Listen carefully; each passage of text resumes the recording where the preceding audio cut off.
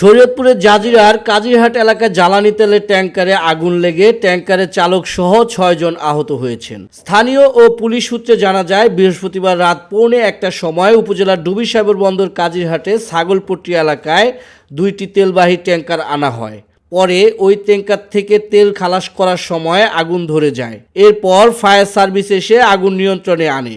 তবে ততক্ষণে ঘটনাস্থলে থাকা ৬ ব্যক্তি আগুনে দগ্ধ হয় এবং ট্যাঙ্কার ও তেল পুড়ে ২ লাখ টাকার ক্ষয়ক্ষতি হয়েছে বলে জানিয়েছে ফায়ার সার্ভিস। ঘটনায় দগ্ধ হওয়া ৬ ব্যক্তি হলেন জাজিরার খোসাল শিকদার কান্দির বাসিন্দা বাবুল শিকদারের ছেলে সুমন, ময়মনসিংহ তারাকান্দার বাসিন্দা দিদার হোসেনের ছেলে রনি মিয়া, মাদারীপুরের শিবচরের বাসিন্দা সোনা মিয়ার ছেলে আলমগীর, শিবচরের সূর্যনগরের বাসিন্দা ইদ্দিস সর্দারের ছেলে সবুজ সর্দার, ময়মনসিংহের ফুলপুরের বাসিন্দা আব্দুল খালেকের ছেলে শাহিন ও জাজিরার জবান আলীর ছেলে মাজারুল।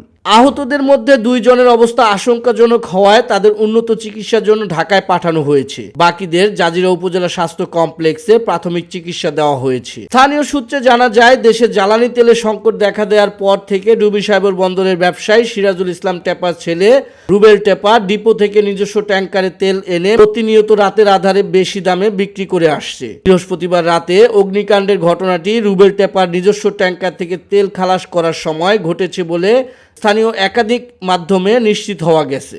এ বিষয়ে জানতে রুবেল টেপার সাথে যোগাযোগ করার চেষ্টা করে তাকে পাওয়া যায়নি। জাজিরার ফায়ার সার্ভিস ও সিভিল ডিফেন্সের ইনচার্জ জাফর শেখ বলেন, যান্ত্রিক ত্রুটির কারণে অগ্নিকাণ্ডের সূত্রপাত হয়েছে। ঘটনাস্থলে তাদের ২টি ইউনিট কাজ করেছে। এখানে অন্তত ৪০ লাখ টাকার মালামাল উদ্ধার করতে সক্ষম হয়েছে এবং অগ্নিকাণ্ডে ক্ষতির পরিমাণ দাঁড়িয়েছে ২ লাখ টাকা।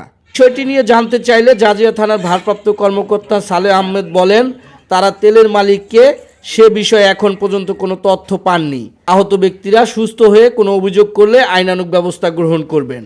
জানতে চাইলে জাজিরা উপজেলা নির্বাহী কর্মকর্তা তাহমিদুল ইসলাম বলেন, এ বিষয়ে তাকে ফায়ার সার্ভিসের পক্ষ থেকে জানানো হয়েছে। তবে বেশি দামে তেল বিক্রির বিষয়টি তার জানা নেই। বিষয়টি খতিয়ে দেখবেন বলে জানান তিনি। নিউজ ডেস্ক, হুঙ্কার।